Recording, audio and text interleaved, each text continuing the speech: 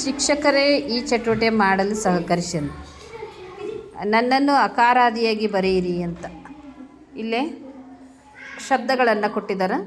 ಹಿಂದೆ ಮುಂದೆ ಇರುವಂಥ ಶಬ್ದಗಳನ್ನು ಅಕಾರಾದಿಯಾಗಿ ಜೋಡಿಸುವಂಥದ್ದು.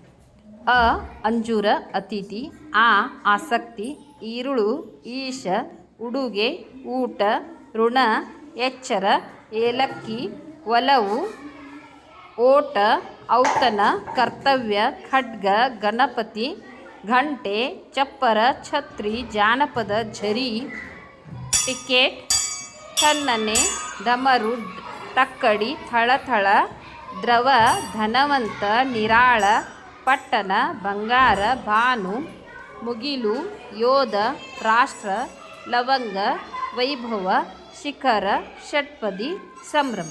ಈ ರೀತಿ ಅಕಾರಾದಿಯಾಗಿ ಈ ಪದಗಳನ್ನು ಆಯ್ಕೆ ಮಾಡಿ ಬರೆದಿದ್ದಾರೆ. ಇನ್ನು ಮೇಲ್ಗಡೆ ಒತ್ತಕ್ಷರಗಳನ್ನು ಕೊಟ್ಟಿದ್ದಾರೆ. ಅವನ್ನ ಒತ್ತಕ್ಷರ ಬಿಟ್ಟಂಥ ಒತ್ತಕ್ಷರಗಳನ್ನು ಸರಿಯಾದುದು ಯಾವುದು ಅಂತೇಳಿ ಅಲ್ಲಿ ಬರೆದಿದ್ದಾರೆ ಮಕ್ಕಳು. ರತ್ನ, ಹೆಬ್ಬಾವು, ಮೆಟ್ಟಿಲು, ಕಲ್ಲು, ಸ್ನೇಹ, ಅಕ್ಕರೆ, ಶ್ವಾಸ, ಅವ್ವ, ಆಟೋ ರಿಕ್ಷಾ, ಕಣ್ಣೀರು, ದ್ರಾಕ್ಷಿ, ಉತ್ತಮ, ಶಿಕ್ಷಕ, ಮುಳ್ಳು, ವಿಠ್ಠಲ, ಹೆಜ್ಜೇನು, ಅಕ್ಕರ ಆಗಬೇಕು. ಸದ್ಭಾವ,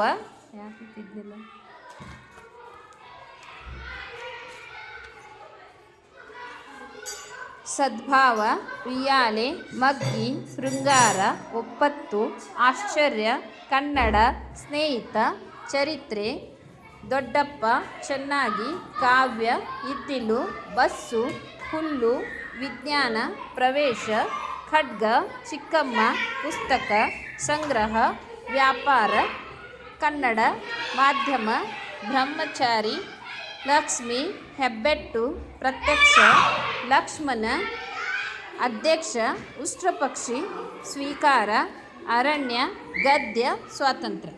ಇಲ್ಲಿರುವಂಥ ಒತ್ತಕ್ಷರಗಳನ್ನು ಸರಿಯಾದುದನ್ನು ಆಯ್ದು ಇಲ್ಲಿ ಈ ಶಬ್ದಗಳಿಗೆ ಜೋಡಿಸಲಾಗಿದೆ. ಆ ಶಬ್ದಾರ್ಥಗಳು.